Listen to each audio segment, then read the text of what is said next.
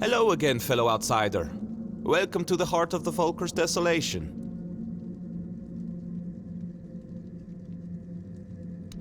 Matron Frigg. I doubt she'd have been pleased to see me here, in a place that belonged only to her and those who came before. The Volkers say she cursed them and left, that Mater herself hid her tracks so she could never be found. They're wrong. At least about finding her. She may be gone, but her presence is everywhere. You just need to follow it. You've seen it by now. On Avalon, the weirdness is always there. Thick in some places, thin in others, but never truly gone. And everyone leaves their mark on it. Some faint, some strong, but someone like the Volker matron, she'd leave a trail bright as a blaze. You just need to find it. First, you'll need to sharpen your senses to the weirdness. I have something that can help, but before you set out, I want to ask a favor. When you find the totem, don't go running straight to Angsvar. Bring it here instead. If a new matron takes her place, these doors will close to both of us forever. And I need to know what's behind them. I'll repay you, I promise. Answers and more. Excellent. I can hardly wait. Here, ether bloom. Woven with ethereal cobweb and just a hint of wolfsbane. You'll need to smoke it. Be brave.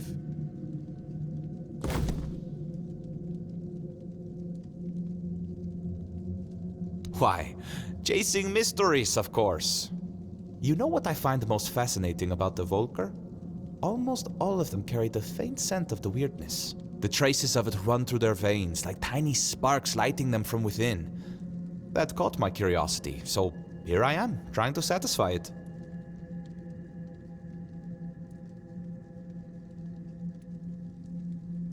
Other than their famous battle rage being less about their goddess's wrath and more about the weirdness churning behind these doors? Not much, sadly. The mysteries just keep piling up as they always do. Speaking of which, there's something I want to ask you. You're not one of my kin, yet you almost feel like one. It's a bit distracting. Tell me, what's your secret?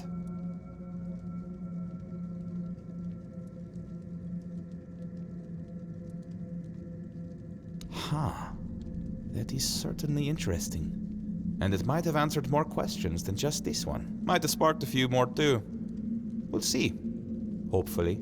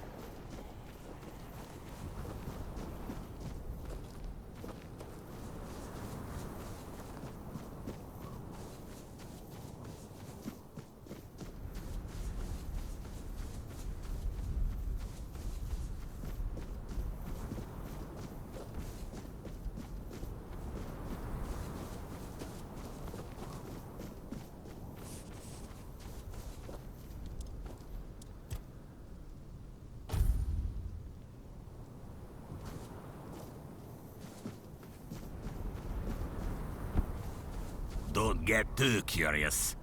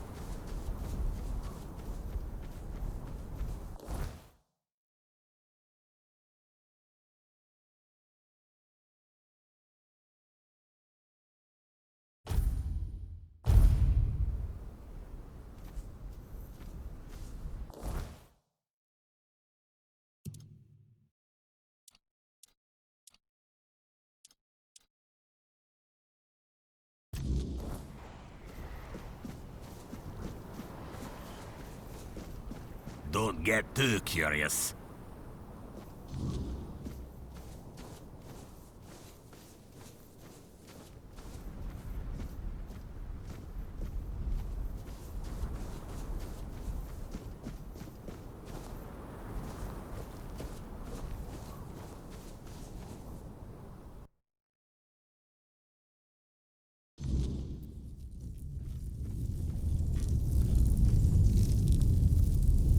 With our luck, it couldn't have ended any other way.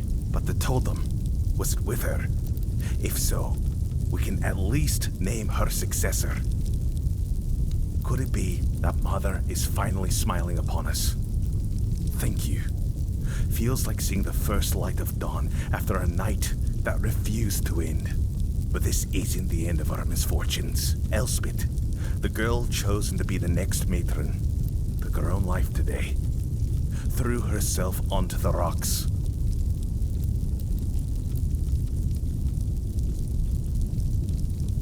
Hard to say. It's been a dark time for all of us. But maybe she had her own burdens. Ones we never saw. Shame she chose such dishonor. Shame she did it. Certain. She was well liked. Nobody would have had anything to gain from her death. And I refuse to believe that any Volker would kill their own kin, especially not a matron-to-be. We need a matron, and if she won't name one, I'll have to do it myself. It goes against tradition, but I don't have a choice. Maybe you should check Elspeth's hut. See if she left any notes or hints about who should follow her.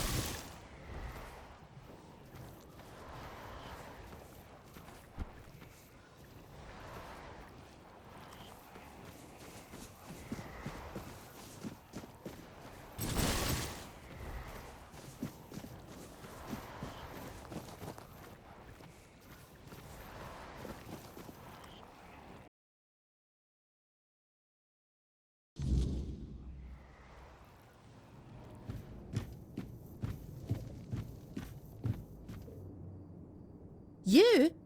What you doing here? Haven't you done enough? You're the reason Elspeth is dead now. If you hadn't pried into Volker business, she'd still be here. You brought back the matron's totem. We hoped it would stay lost forever. But now the doors are open again and Elspeth's worst fears have come true.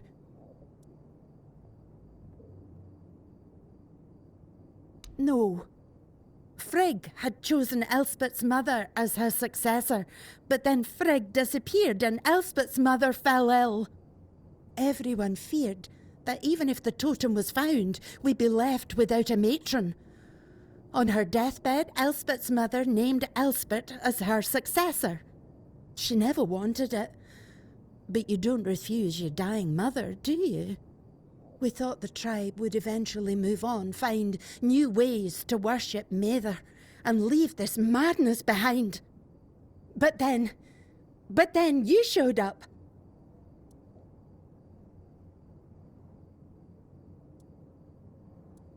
And bring down the wrath of the entire tribe on us both? After everything that's happened in Volker, do you really think they'd calmly accept her saying no? They wouldn't care about our plans for the future. Plans that don't involve Elspeth being stuck in the temple forever. To them, it's an honor. This entire tribe is worthless. They all see themselves as Mather's chosen, yet they act like sheep who can't survive without a herding dog. You don't know? They didn't tell you? Being the matron is torment. It only ends in death. When a matron undergoes initiation, it's said she becomes a living vessel for Mather's wrath. It's like drinking that cursed potion. Your veins burn and your mind screams for blood. Our matrons spend their days isolated, barely holding back the berserker madness that threatens to consume them. They rely on calming herbs, meditation, whatever they can, but they need an iron will to endure. Elspeth wasn't like that. She wore her heart on her sleeve. She loved people. She loved the mountains. She wasn't meant to spend her days alone in a dark room, hovering on the brink of madness.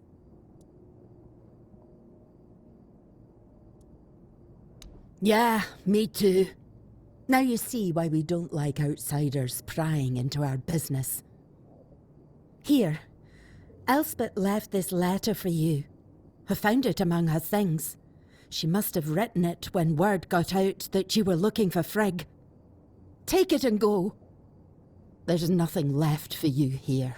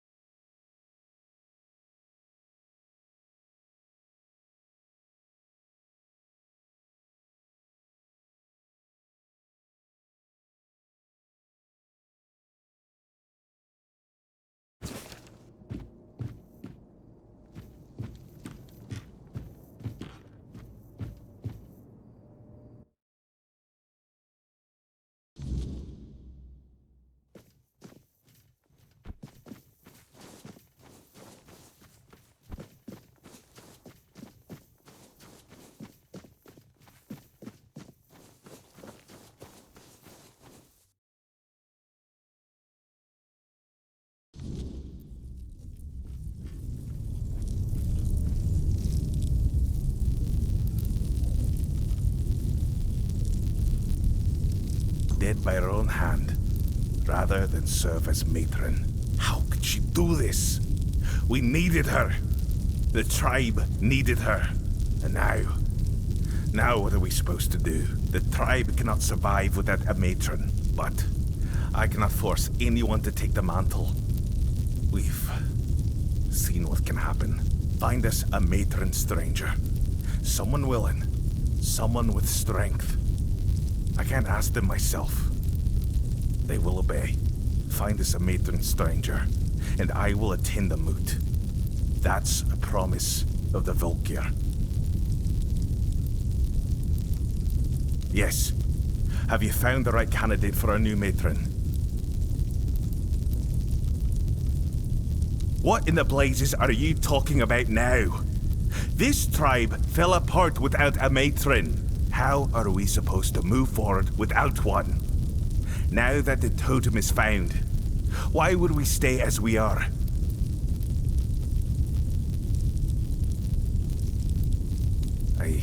I know the matron's role isn't easy. And Frigg showed us just how ungrateful we've been for their sacrifices. But the women were always willing. They saw it as an honor. Elspeth's case was different. And it's not like she ever complained. How was I supposed to know her mother pressured her to agree?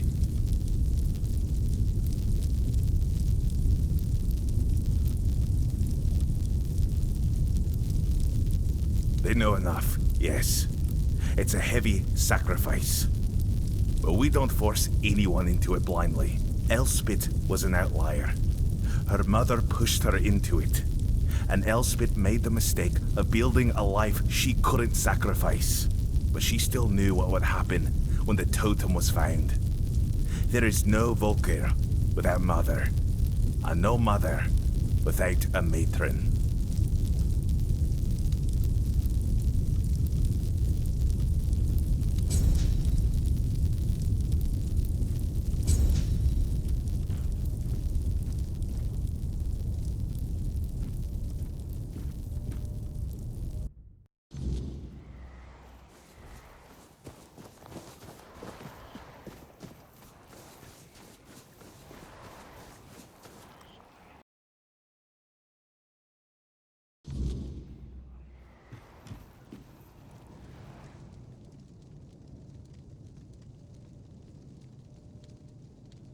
I don't believe Medder was speaking to him.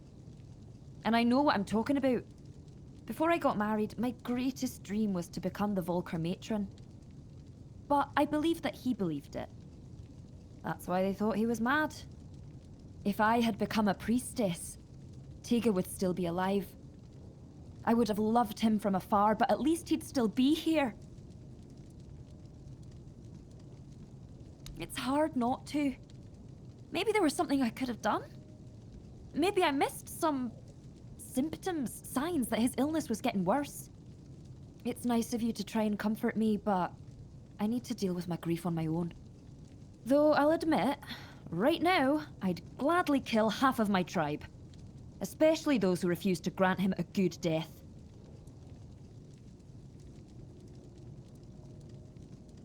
I'd be lying if I said it's the dream of every little Volker girl. It's the most respected position for a woman in our tribe. But it's also the heaviest responsibility. If Medder's voice truly exists, it doesn't speak with words. You feel it in your soul. It's a calling. And her voice was screaming inside me. I truly wanted to give myself to her. But the elders decided I wasn't fit for the role.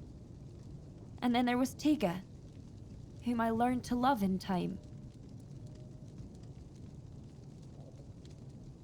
Easy or not, it was my calling. And I truly believed I was the right choice. But the elders said I was too hot-headed to bear that responsibility. Me? Hot-headed? Can you believe that?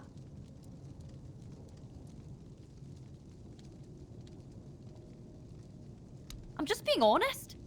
There's nothing wrong with wearing your heart on your sleeve. If every Dilrida was as honest as I am, our tribes would have united and supported each other long ago. No one's going to try and convince me otherwise. Maybe he was. He definitely hadn't been himself lately. You see, my Tega was never a particularly pious man. I sent him to appease Madder with an offering once when my health began to fail. I won't lie. I was frustrated with my own weakness because going to the temple had always been both my duty and my joy. But Tega went there because he loved me deeply. That's when it all started. I recovered, but he kept going to the temple. Sometimes multiple times a day. He said Madder was speaking to him and that it was his duty to listen to her. He said the fate of our marriage and the fate of all the Volker depended on it. The problem was he started taking all the food we had and we began to go hungry. That's when the real arguments started. So what fate of our marriage was he even talking about? Now that I think about it, it was such a stupid reason to fight. I should have gone with him, found out what he was talking about. But what's done is done. Tega's dead.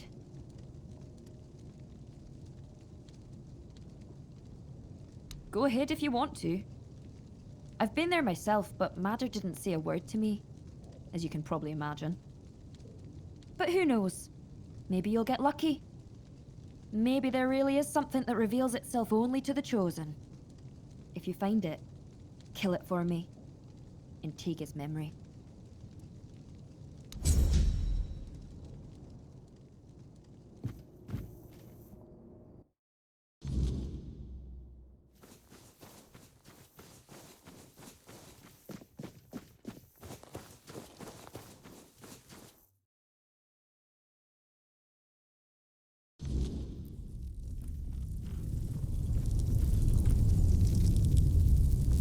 Yes.